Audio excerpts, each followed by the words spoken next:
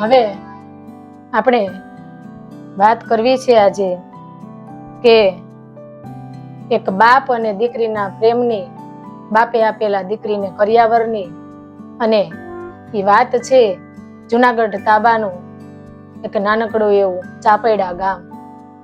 ચાપૈડાના ગામની અંદર એક ઉગાવાળા કરી અને કાઠી દરબાર રહેતા હતા. મિત્રો, મેં તમને અમારી ચેનલમાં ઘણી લોકકથાઓ, લોકવાર્તાઓ, બહારવટિયાની વાતો મેં કરી. તમે જોઈ તો તમને જો મારી વાર્તાઓ આ ગમતી હોય તો તમે લાઈક, શેર ને સબસ્ક્રાઇબ કરજો. વાત એ છે કે ચાપૈડાની અંદર એક કાઠી દરબાર રે, એને એક દીકરી છે. દીકરીનું નામ હીરબાઈ છે. નાનપણમાં જ એની માતાનું મૃત્યુ પામેલું, બાપ દીકરી બે રહેશે. દીકરીનું નાનપણથી હકપણ થયેલું હતું અને સમય જાતા 18 વર્ષની દીકરી થાય છે એટલે એના રૂડા મંગળ ગીત ગવાય અને એના લગ્ન લેવાય છે. એક દીકરી છે, એક જ દીકરી છે હીરબાઈ. એના લગ્ન થાય છે, લગ્નની તૈયારીઓ થાય છે ત્યારે દીકરીને એની માં યાદ આવે છે. માં નથી, ભાઈ નથી, ત્યારે એને ખૂબ દુઃખ થાય છે. બાપ દીકરી બે લગ્નની તૈયારીઓ કરે છે, લગ્ન થાય છે ત્યારે લગ્નના એકાદ દિવસ અગાઉ એ જે કાઠી છે, દરબાર છે, ઉગાવાળા છે, એ પોતાના પટારામાં, આપણે ખબર છે કે પેલાના સમયમાં પટારા આવતા, એ ખોલીએ એટલે એની બાજુમાં એક કાંધી હોય. કાંધીમાં ઝીણી ઝીણી વસ્તુઓ, ઘરેણા, પૈસા કે કોઈ ઝીણી હાથ વગી વસ્તુ હોય એ એમાં મૂકવામાં આવતી. તો આ જે વસ્તુ છે એની અંદર એને એ દરબારે વાઘના નખ રાખ્યા હતા. એ નખ કાઢી અને એમ કેસે દીકરીને કે દીકરી હીરબાઈ, કાલ સવારે તારા ઘરે મારા ભાણેજનો જન્મ થાય ને તે આ એને ડોકે બાંધજે. મેં તારા ભાઈને બાંધવા હાટુ આ નખ હાસવીને રાખ્યા હતા, પણ જેવી ભગવાનની ઈચ્છા નહીં હોય તો તું છે ને આ તારા દીકરાને, મારા ભાણેજને ગળે બાંધજે એમ કહી અને એ નખ કાપી અને ઓલા નખ કાઢી, માફ કરજો, એ પટારાની અંદરથી ડબરીમાં રહેલા એ નખ લઈ અને એ દીકરી હીરબાઈને આપે છે. દીકરીને ખૂબ કરિયાવર કરે છે, ખૂબ દાયજો કરે છે. ત્યારે ગાડાના ગાડા ભરાય એટલો દીકરીને કરિયાવર દેશે અને બાપ એમ કેશે કે દીકરી, આ ચાકડા, ચંદરવા, આ કાંધી, આ જે કઈ છે ઘરે, ઘરની દિવાલો કે જે કઈ હજાવટ કરી છે બધો હણગાર તું ઉતારી લે છે અને તું તારા કરિયાવરમાં લઈ જાય છે. કાલ સવારે કોણ આની સંભાળ લે, કોણ આ બધું કરશે, એટલે આ બધું ઉતારી અને તું તારી ઘરે લઈ જાય છે આમ કેશે. અને દીકરીના ગાડાના કરિયાવરના ગાડા ભરાય છે ત્યારે દીકરીને એમ થાય છે કે કોઈ આપણે રિવાજ છે કે દીકરીને વળાવીએ ને ત્યારે એની પીર તાણી, એનું માથાના મીંડલિયું ગૂંથી અને દુખણા લઈ, વારણા લઈ અને એની ભાભી છે, એની માતા છે, એને હાહરે વળાવતી હોય છે. ત્યારે દીકરીને એની માં યાદ આવે છે. ભાઈ નથી, માં નથી, ભાભી નથી, એ બધા એને યાદ આવે છે. દીકરીના લગ્ન થાય છે, ગાડા ને ગાડા કરિયાવરના ભરાય છે ત્યારે એના ફળિયાની અંદર બાંધેલી એક ગાય ઉપર એની નજર પડે છે અને એના બાપુને એમ કહે છે કે બાપુ, આ ગાય વ્યાય ને તે મને બળી ખાવા બોલાવજો. ત્યારે એના બાપુ એમ કહે છે કે અરે બટા, કાલની કોને ખબર છે, તો એક કામ કરીને આ ઓળખી ગાય છે ને ઈ તું લેતી જાય એમ કરી અને ગાયને એક ગાડાની વાહે બાંધી દે છે. અને આમ કરતા કરતા દીકરીના લગ્ન થયા, રૂડા મંગળ ગીતો ગવાણા, ચોરીના 4 ફેરા ફરાણા અને દીકરીનો વિદાયનો પ્રસંગ આવ્યો. દીકરીને છે ને ભાઈ 2 વખત યાદ આવે છે. એકવાર એને ચોરીના 4 ફેરા ફરાતા હોય ત્યારે જવતલમાં ટાઈમે અને બીજું એના મામેરા ટાઈમે દીકરીને ખૂબ એના ભાઈની યાદ આવે છે, એની માની યાદ આવે છે. પણ તો ભાઈ હતો નહીં, માં હતી નહીં, બાપ દીકરી બે જ રહેતા હતા.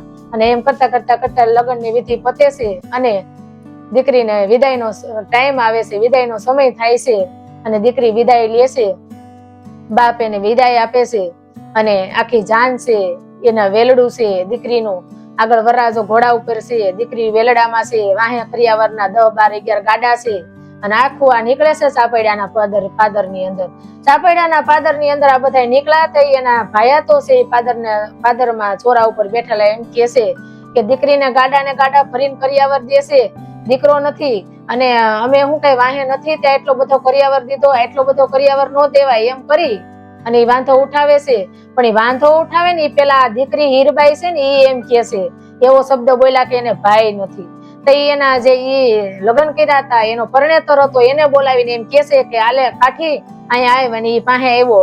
ઘોડી આગળ હતી, પાછી આવી અને કીધું કે પોતે ઘરેણા પહેર્યા હતા એના હાહરાના ઘરના જે હતા એ કાઠી અને પોટલી વાળીને એમ કહેશે કે કાઠી આ ઘરેણા આલે તારા અને જોવાય તો વાટ જોઈજે, નકર મારા તરફથી છૂટ છે, તું બીજું ઘર કરી લેજે, પણ હવે તો જઈ બાપની ઘરે ઘોડિયું બંધાય ને તેથી જ લગ્ન કરવા છે.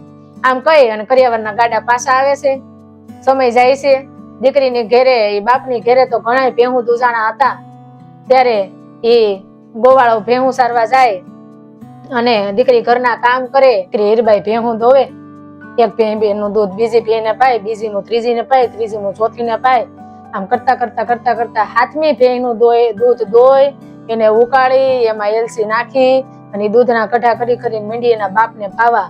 દીકરી છે ને આજ એના માં બની ગઈ.